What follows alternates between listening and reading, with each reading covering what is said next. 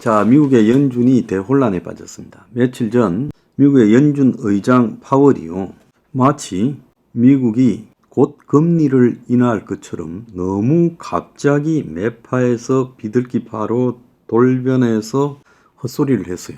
금리 인하가 곧 시작될 거다. 그래서 그 이후에 지금 미국의 주식 상승 랠리가 시작이 되고 난리가 났습니다. 그래서 이제 이것 때문에 당황한 연준이 부랴부랴 수습에 나섰는데, 뉴욕 연방은행 총재가 현재 금리 인하에 대해서 실제로 이야기하고 있는 게 아니다. 시장이 너무 지나친 기대를 하지 마라. 그 시장에 내년 3월 금리 인하 전망이 퍼지는 것은 시기상조다. 연준은 데이터를 보고 그 데이터 결과에 따라서 할 뿐이다. 그래서 지나치게 그런 이야기 하지 마라고 지금 하고 있습니다.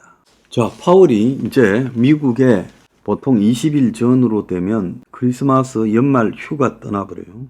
그래서 파월은 헛소리를 해놓고 사라져 버렸는데, 자, 파월은 매년 12월 말이 되면 스크루지가 됩니다.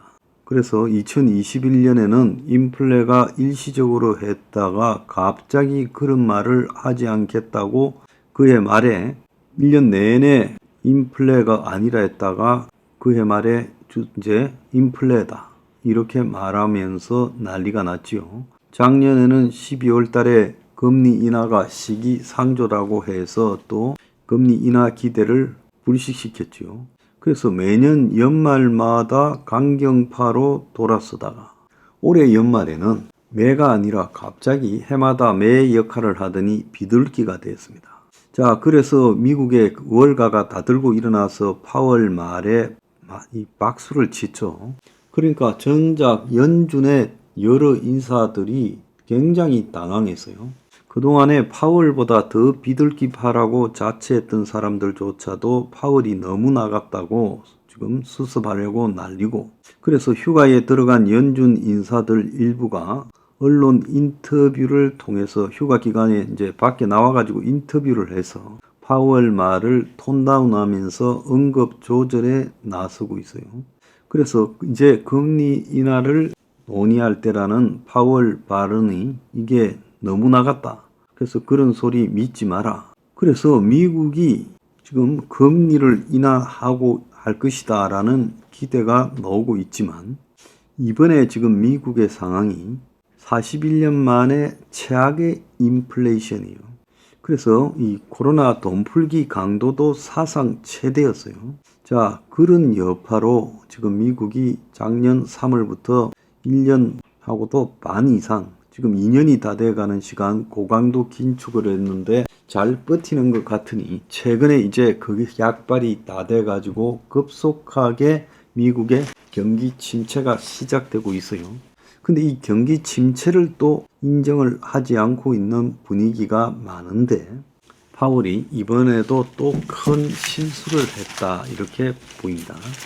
그래서 미국의 일각에서는 연준 금리 인하 기대감이 너무 크다, 정신 차려야지, 그 말 듣고 지금 세계 금융시장이 요동을 치고 있는데 이러다가 큰일 날 수 있다라는 이야기를 하고 있어요. 그래서 금리 인하가 사실이 안 될 수도 있습니다. 그리고 상당히 미루어질 수도 있고요. 또 경기 침체가 극심해서 금리 인하 따위는 고려 대상이 안 되는 상황이 올 수도 있어요.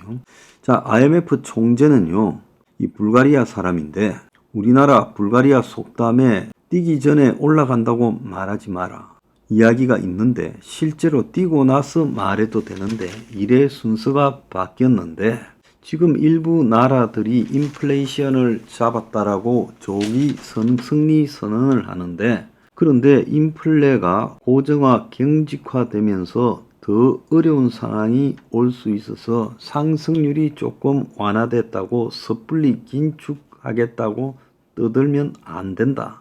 그래서 조심해라 하고 미국을 보고 한마디 했습니다. 자, 그래서 미국의 지금 이런 현상을 우리가 굉장히 조심하고, 거기에 따라 금융 투자에 나서고 이러다가 큰일 날 수 있다는 걸 내가 또 경고합니다. 자, 미국은요, 경제 수뇌부가 대혼란에 빠졌습니다. 자, 미국의 금리에 이어서 중국 경제가 기지개 산타 오셨네. 중국 산업생산 증가율 전망 웃돌아. 경제 양호한 모습의 한호성. 채권 금리도 빠른 하락의 계제. 이런 기사들이 지금 막 나오고 있어요. 근데 지금 다른 한편에서는 중국이 경제가 너무 안 좋은데 이러다가 큰일 날 수 있다. 중국의 이 데이터 중에 일부는 중국 정부가 만들어낸 양호한 게 있지만 일부는 굉장히 위험한 게 있다. 이걸 조심해야 된다. 이런 이야기가 있고요. 자, 중국 정부가 최근에 마오쩌둥 띄우기를 하면서 시진핑을 이제 띄우고 있는데 또 다른 한편으로 중국의 지방정부 부채가 GDP를 웃돌고 월스트리트 저널은 디폴트가 확산 우려되면서 중국의 중앙정부가 지방정부 부의 부채를 떠안았는데 리스크 지연에 불과하고 경제 아킬레스건이 지금 터지기 시작한다. 부동산 침체, 대규모 개발 약발이 없다. 내수도 안 살아나서 위기 돌파가 어려울 것 같다. 경기 부양, 구조 조정, 개혁 정책이 필요한데 그거는 불가능하다는 이야기도 있습니다. 심지어 중국의 경제 위기설에 놀라서 중국의 방첩기관이 국가 경제 위기설을 유포하면 국가 안보 위협으로 적극 대응에 나선다는 거예요. 그래서 입단 속에 나섰다는 겁니다. 이제 미쳐가고 있는 거죠. 오죽하면 중국의 위기설이 전개되니까 중국 당국이 이제 이런 자들을 체포하겠다고 하고 이런 언론들을 체포하고 SNS상에서 이런 소문을 퍼뜨리는 사람을 찾아내겠다고 합니까?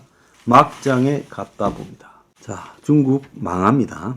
자, 미국의 노숙자가 65만 명으로 역대 최대, 25%가 베이비붐 시대 실버 쓰나미가 나오고 있다. 그러니까 미국의 베이비붐 세대 노년들이 노숙자가 되고 있는데 최근에 12%가 급증했는데 너무 높은 주거 비용과 이민자가 급증해서 지금 미국의 노숙자들이 너무 많아졌고 트럼프는 이자들을 강제 수용하겠다. 참 미국 사회도 지금 막장으로 가고 있습니다. 자, 정부 경제를 똑바로 바라봐야 됩니다.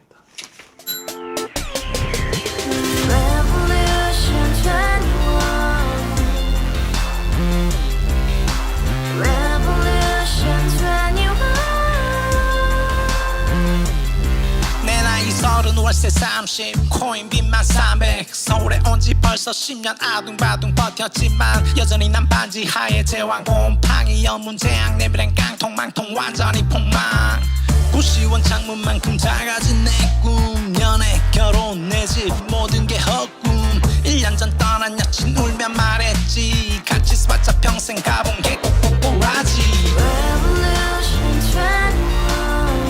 가바후스 700 나도 소유주 가바후스 700 나의 소유주 택시기사 우라부지 마트 캐셔 울어무니 우리 집안 다 털어봤자 후줄 그래 개선민 내 미래 거기서 팍 끝난 거지 팍 더 이상 노력 따윈 괴물이 스펙 찾아서 말리 비오는 날 알바 잘려 맨날 학원 날 개쳐 발려 밤비 내리는 양화대교 홀로 걷고 있을 때 현수막에 아로 새겨진 평당 700짜리 아파트 다같이 소리 질러 혁명 21 가바후스 700 나도 소유주 가바후스 700 나의 소유주 Together in the house, brand new day, and your dream had just begun. Revolution 21, only open happiness. 너의 곁에 내가 영원히 함께.